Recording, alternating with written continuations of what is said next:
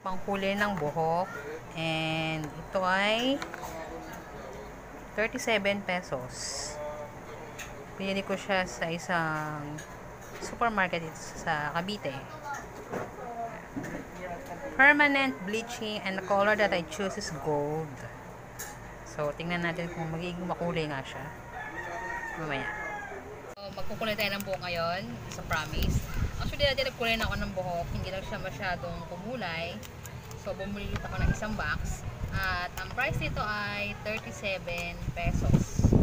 So, nabili ko siya sa isang supermarket dito sa Cavite. So, tingnan natin kung ano yung laman.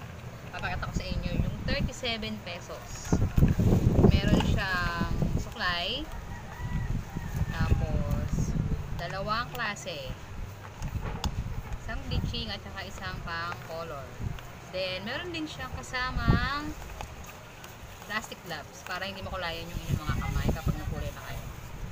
So, bago tayo mag-bleach, tingnan muna natin yung mga safety precaution kung anong dapat gawin.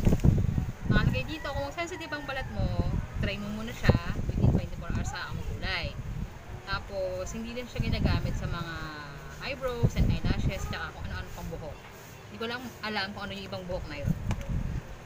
Tapos, so, titingnan natin na kung wala kayong mixing bowl, pwede kayong gumamit ng mga plastic. Mag-mix na tayo ng color. Medyo mahangin po guys kasi nasa terrace ako ng bahay namin. Mayaman. Okay. So, nakalagay dito, equal lang. Pag naubos nyo to, isang bote rin isang pangkulay. Atin.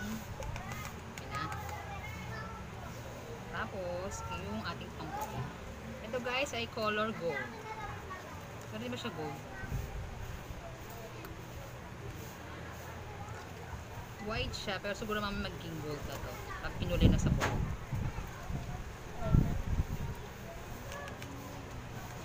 Kumain natin.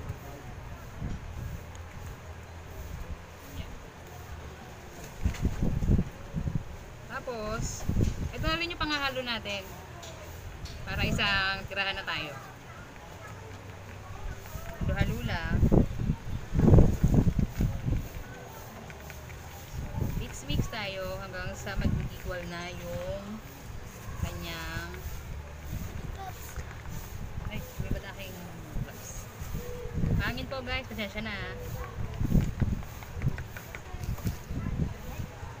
So, okay na? Ikukulay na natin siya. Mag-isip na tayo magkulay. Bago kayo magpakulay ng buhok, magpalit muna kayo ng damit. Lumang damit is better para kung sakali makulayan. Okay lang. Okay. Ready na tayo?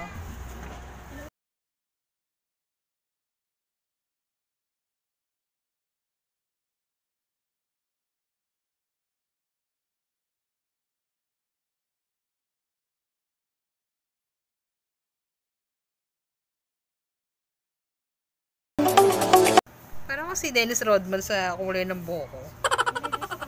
Dennis Rodman. So, mag-wait lang tayo ng 30 minutes. 30 minutes to, di ba, boy? Oo, 30 minutes. Para kumulay talaga ng bonggang-bongga. Oo. Para ako si Dennis Rodman. So, 30 minutes. Mamaya ulit. Hi, guys. Okay na. Ito na yung kulay after 30 minutes. Hindi ko alam kung gold ba to o yellow. Pero maganda rin naman siya. For 37 pesos, nakapagkulay ako ng ganito. So, pag pumunta ka sa mga salon, mga 300, ganyan, or 700, sa 1,000 pa. So, ito, worth it naman yung 37 pesos ko. Yun nga lang medyo mainit siya. So, advice ko lang, kung meron kayong mga allergy, try nyo muna siyang gamitin sa balat for 24 hours. Tingnan natin kung magkakaroon ng reaction yung chemical dun sa balat nyo. So, ayan. Achieve naman yung 37 pesos. Nakakaputi yung kulay niya. So, guys, kung meron kayong tanong or suggestion, pwede kayong mag-comment below. Tapos next video ko, sagutin ko yung mga tanong niyo. Okay? So, don't forget to like, to subscribe, and to hit that bell para lagi kayong manonotify kapag nag-upload ako ng video. So, yan. Harampa na ako. Bye!